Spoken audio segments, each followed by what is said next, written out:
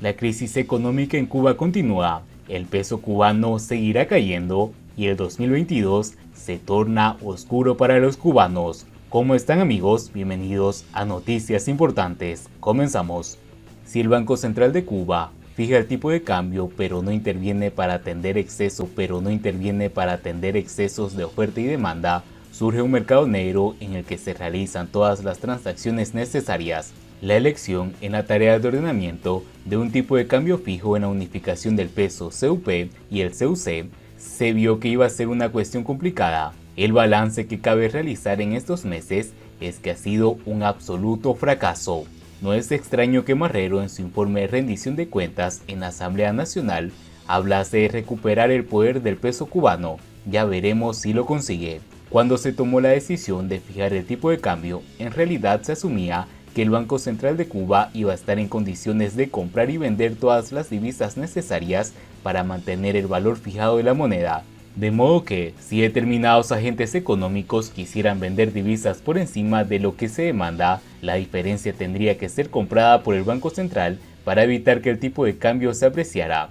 En otros términos, para que disminuyese el valor de la divisa por el exceso de oferta, el Banco Central debería comprar dicho exceso. En tales condiciones, si el Banco Central de Cuba fija el tipo de cambio, pero no interviene para atender los excesos de oferta y demanda, surge un mercado negro, en el que se realizan todas las transacciones necesarias con la divisa y a tipos distintos de los oficiales. En realidad, esto que prescribe la teoría es exactamente lo que ha ocurrido en Cuba con la tarea de ordenamiento y el tipo de cambio del peso. Pocos países recurren a este tipo de prácticas que han caído en desuso, sobre todo porque tratar de hacer frente a dos tipos de precios distintos para la moneda, el oficial y el informal, provoca numerosas distorsiones que causan problemas en un mundo cada vez más integrado desde el punto de vista monetario. A partir de lo antes descrito, la tarea de ordenamiento partió con dos déficits en la implementación de la política del tipo de cambio y la unificación monetaria. Primero, otorga al Banco Central unas funciones que han sido incapaz de ejecutar de forma eficiente y competente. Sus intervenciones en el mercado cambiario han sido inexistentes.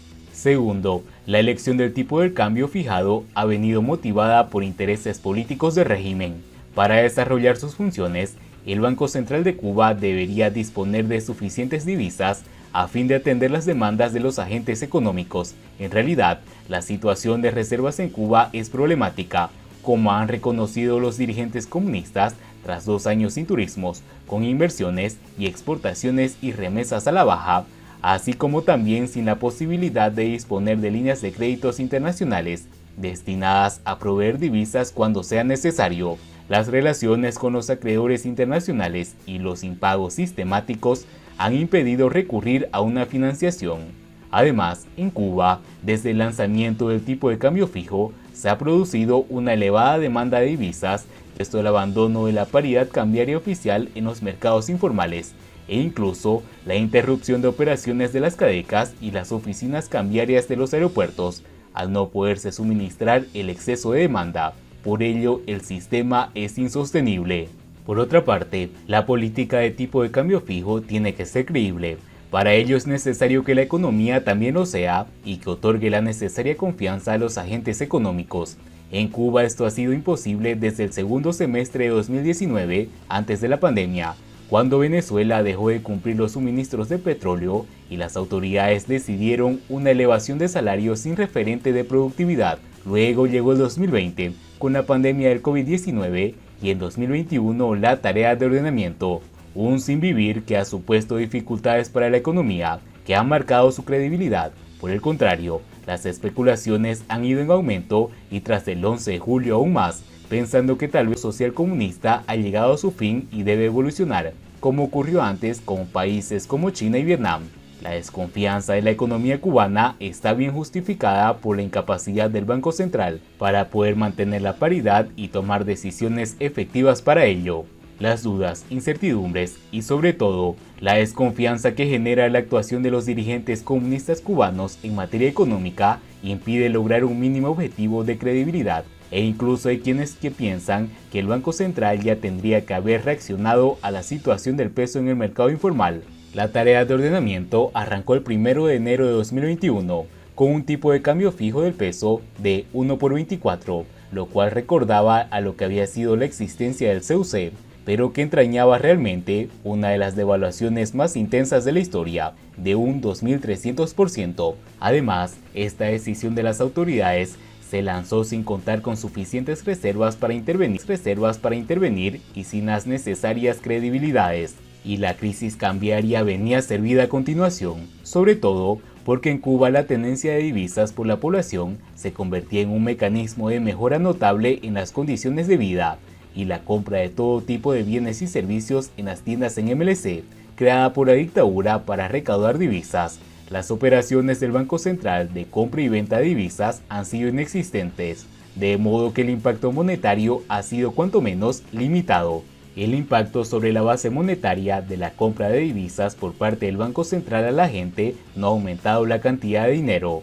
Lo que se ha podido constatar de las experiencias de estos 11 meses es que tal y como se predice en la teoría económica, el modelo del tipo de cambio fijo ha hecho que el Banco Central de Cuba pierda el control sobre la oferta del dinero y sus funciones de creación de dinero han quedado relegadas a las manipulaciones del régimen para financiar los absolutos déficits mediante la colocación de bonos soberanos. Esa exclusividad del Banco Central a disposición del régimen es otro factor que impide a la autoridad monetaria ejercer sus funciones con autonomía e independencia. Alguien podría decir que el tiempo transcurrido desde la adopción del nuevo tipo de cambio fijo del peso ha sido corto y que se tiene que esperar a ver cómo se van produciendo las distintas adaptaciones al escenario económico-social. Eso no es cierto. De hecho, todo este año la economía cubana se ha visto sometida a una expansión monetaria que ha elevado el porcentaje del indicador M2, oferta monetaria amplia, a más de 120% del PIB,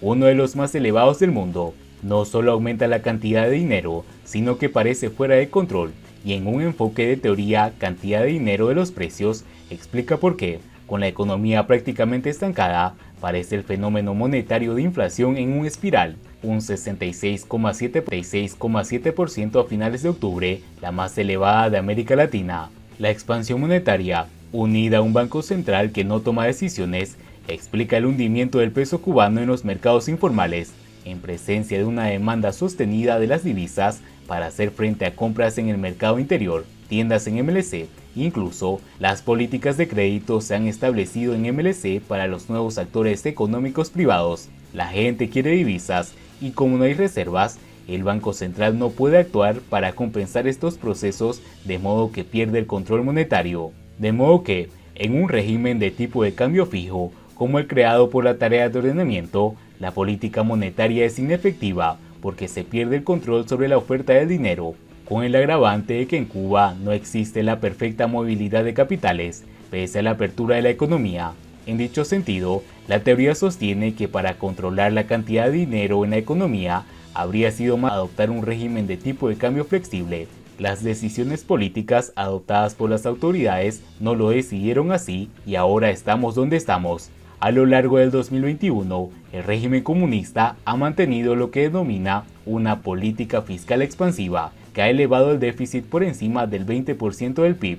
La decisión de aumentar el gasto público apenas ha tenido efectos para incrementar la producción y la economía, aunque ha ido recuperándose del golpe de 2020. En octubre todavía cerraría el año con un descenso del PIB del 1,2%. Cabe señalar que los efectos de las políticas monetarias y fiscales son completamente opuestos bajo el tipo de cambio fijo y el tipo de cambio flexible. En un sistema de tipo de cambio flexible, la política monetaria es la única efectiva para expandir la demanda, mientras que en un sistema de cambio fijo, como el que pasa en Cuba, solo la política fiscal es efectiva, pero incluso en este caso, los efectos sobre el PIB de la economía no han sido los esperados. A corto y mediano plazo, este es el escenario que se anticipa para la economía cubana en 2022. Si hubiera un sistema de cambio flexible, la depreciación que ocurre compensa los efectos recesivos de la economía. Ante shocks externos de la demanda agregada, como el que va a venir por el alza de los tipos de interés, es preferible un tipo de cambio flexible. La rigidez del tipo de cambio puede acabar siendo un grave problema, nada que ver con lo ocurrido hasta ahora. Y bien amigos, así vamos terminando las noticias importantes del día de hoy. Por favor, nos ayudarían mucho compartiendo las noticias, y así poder llegar a muchas más personas con la verdadera realidad en Cuba. Patria y vida, mis hermanos, nos vemos en el siguiente informe.